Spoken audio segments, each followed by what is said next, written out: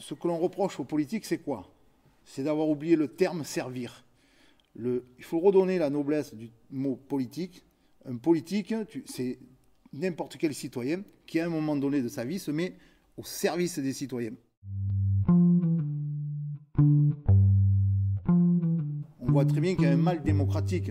Donc aujourd'hui, il y a une multitude de partis, mais aucun n'est arrivé à capter le mouvement du 17 novembre. Mais avant le 17, j'étais déjà conscient, et je pense que beaucoup de Français étaient conscients, puisqu'aujourd'hui, on parle encore de 60% d'abstention pour les européennes. Donc il y a vraiment un mal démocratique. Il n'y a pas de représentativité, ou une mauvaise représentativité.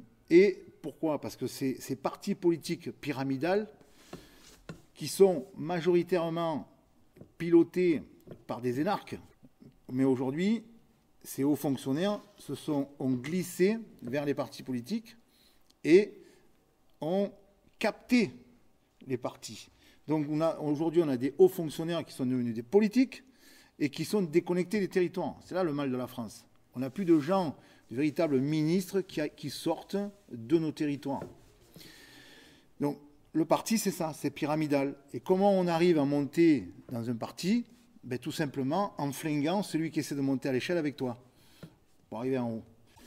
On est dans un esprit, comme le mouvement du 17 novembre, de rassemblement des Français. Sur les ronds-points, tu avais des gens de l'extrême gauche jusqu'à l'extrême droite, des gens qui n'allaient pas voter, des gens qui avaient voté socialistes, communistes, de tous les partis. Et ces gens-là, sur les ronds-points, arrivaient à avoir le même objectif, le même but. Donc, tu te dis, pourquoi à un moment donné, on arrive à se rassembler, et puis qu'ensuite, tu sois obligé de rentrer dans un parti. Et un parti, c'est quoi? On te met deux œillères, et tu n'as pas le droit de regarder ni à droite ni à gauche. Chaque fois, tu prends un coup de trick. Ceux qui sont sur la liste, on est des initiateurs, parce qu'il en faut. Mais comme je l'ai dit dans un live d'hier, il n'est pas question de nous filer aussi un chèque en blanc. Si nous sommes élus, moi personnellement, la tête de liste, toutes les années, je remettrai mon mandat au vote des gens qui seront dans Évolution Citoyenne. Et si je n'ai pas fait le boulot, eh bien, ils me remercieront gentiment et je retournerai à ma forge. Voilà. Ça n'empêchera pas que le mouvement sera créé. On va essaimer sur tout le territoire, parce que notre objectif, les Européennes, ce n'est pas une finalité pour nous. On est là pour créer vraiment un socle, un outil, parce que je suis un compagnon, je suis un bâtisseur et j'aime le terme outil, j'aime créer les outils, un outil démocratique qui va pouvoir permettre, lors des élections municipales, de faire ce genre de choses que nous aimerions que se passe dans tous les villages, des assemblées citoyennes, arrêter de diviser les Français dans des partis, et puis porter une politique de la raison. Au niveau des municipalités, qui pour nous sont la première pierre de la grande maison de France, parce qu'on repartira de nos territoires, il faut absolument qu'on arrive d'ici un an à développer ces assemblées citoyennes et que les partis politiques s'effacent. Ces assemblées citoyennes vont émerger les candidats qui seront ensuite élus. Tu me suis?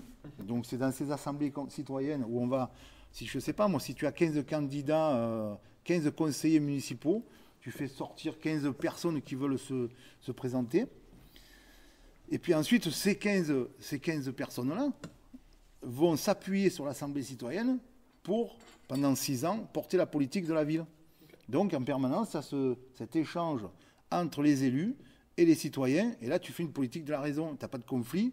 On est pour casser cet esprit de parti.